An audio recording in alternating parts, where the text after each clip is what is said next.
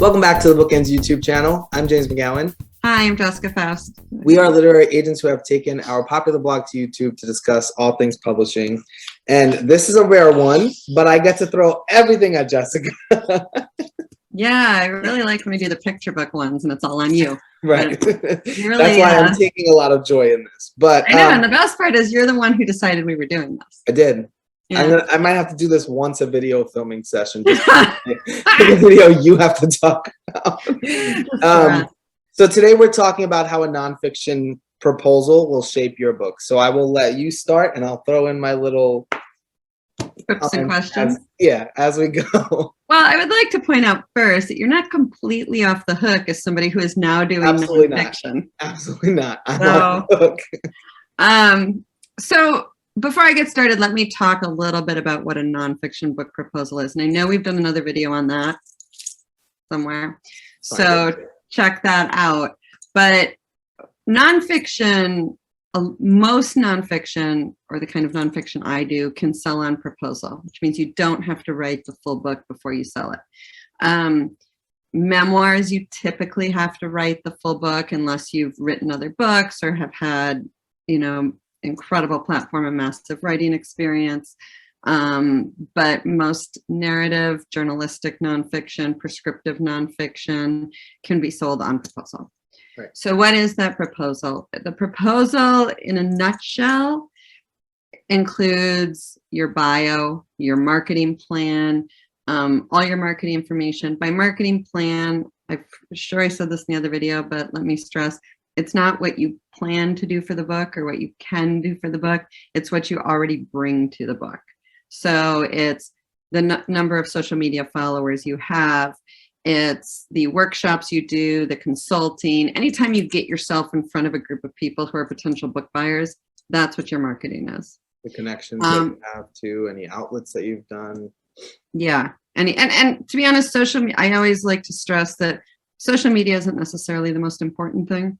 I actually prefer somebody who has a TED Talk and is doing regular workshops or keynotes or something like that than social media. I think that's a more valuable way. But if you're a viral TikToker, I'll definitely take that too.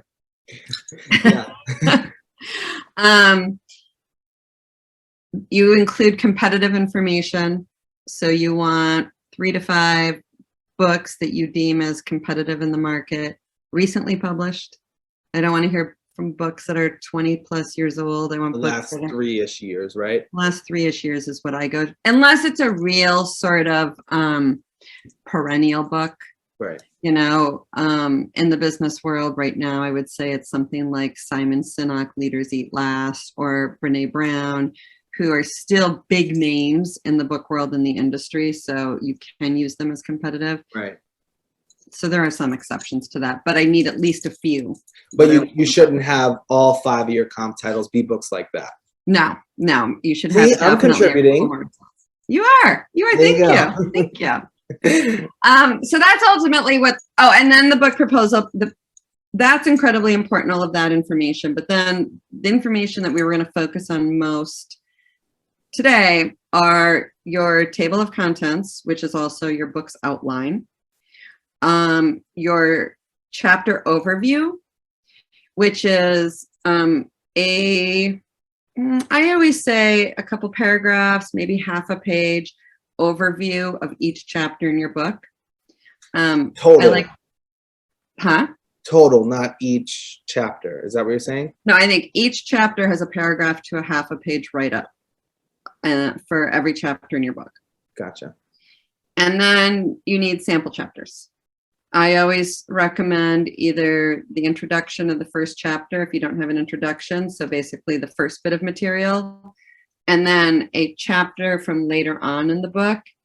For me, if you're writing prescriptive, the introduction or the first chapter is usually more informational, and the later on chapters tend to be more hands-on and instructive. So I like to show the balance of how you intend to address both types of writing in your book.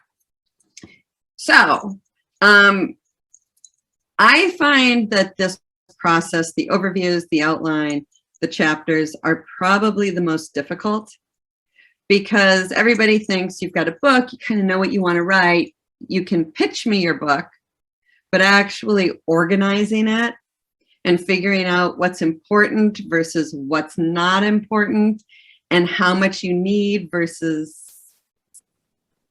is a lot. Well, you're trying to structure an entire book without having written that book. So it's just like for anybody who's writing fiction, sitting down to write a synopsis is usually not their favorite thing to do. No. So. No. I mean, what's great about it is once you finish and you really solidify this proposal, I've had authors say, well, then when I go to write the book, it's just filling in the blanks.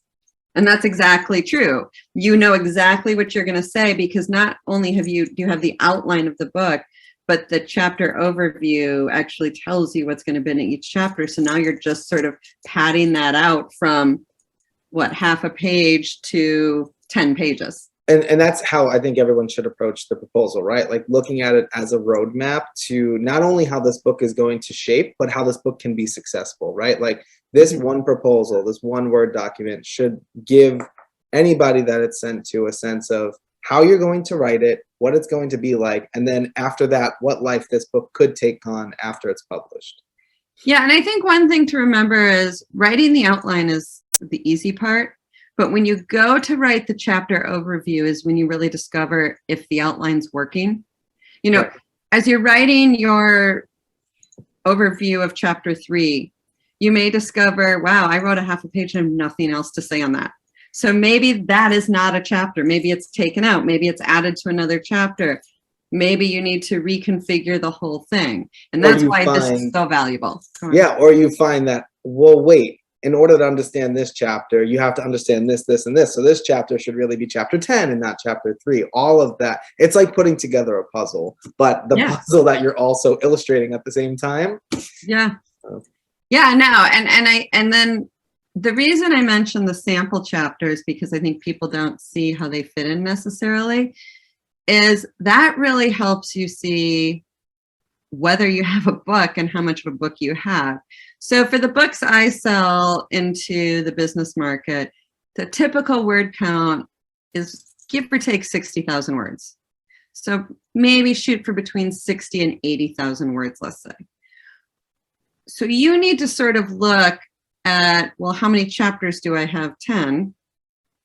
And divide that by 80,000 words. I need 8,000 words in each chapter. Right. So when you're writing your sample chapters and you're writing your summaries, your sample chapters will show you, can I write, give you a real sense of what does 8,000 words look like, and can I write that on each chapter? The flip side to that is I often get authors who will give me a proposal with 25 chapters. And I think for me personally, that's a lot of chapters for a business book, especially if you're only looking at 60 to 80,000 words. So now, are you trying to jam in too much information with all those 25 chapters that you actually can't get to the meat of it in each chapter individually? Right. I have one of my favorite stories that you know. Because I received a full manuscript from somebody and I offered representation and it was a 60,000 word book. But what I told this author was, this is great. I love the idea. I think it's fabulous. I also think the first quarter is the whole book and the rest of it is nothing. Like they had an idea and they tried to jam in every possible way you could incorporate this idea into your life instead of just focusing on the idea. So I basically sent, I don't know, 40, 50,000 words packing and told them to take what was left of that 10 or 20,000 words and make that into 60,000 words. But that's really, to me, the benefit of writing a proposal. And the benefit of writing a synopsis for those that are writing fiction too is because you get that bird's eye view of, is this working? Is it not working? And also, can I do it? Like, it's not. I think that's huge. Yeah, it's not just like, oh, this could be a book. Sure, it could be a book, right? But can you actually write that book? Now that you have a roadmap, can you actually follow it? Do you have the words to put into, like you said, into 60, 80,000 words, because it's not easy. And once you get a book contract, you've got to do it. Or do you want to? Right. I've been asked a number of times to do a book based on everything I've done with the blog. And so once, many, many, many years ago, I sat down and said, well, let me look into this. And I created the outline and I went through the blog posts and I really did a, how to get published kind of book. And I started on the outline and I thought, and I said, I have no desire to keep writing 60 to 80,000 words on this. It's not easy. And I will never write a book based on my blog post. You're a 1 to 2,000 word and a pop writer. I really am. I mean, you know what? You should see your emails, like 10 words. I really are. I am not a writer. I'm not a writer. I was a journalist for a reason. I like it short. I like it sweet. I don't even like it sweet. I just like it short and done. Right. So as what we're saying here too is, as you're writing this proposal, it's not just like, can this get published? It's also, can I write this book? Is this the book that I want to write? And when it starts to come to life, is it saying everything that it needs to say and that I want it to say? And also, what is this book? Yeah. Because I think I have seen, and we have all seen many, many times, an author come to us with an idea, or we're working with an author who has a platform, but maybe not a real solid idea.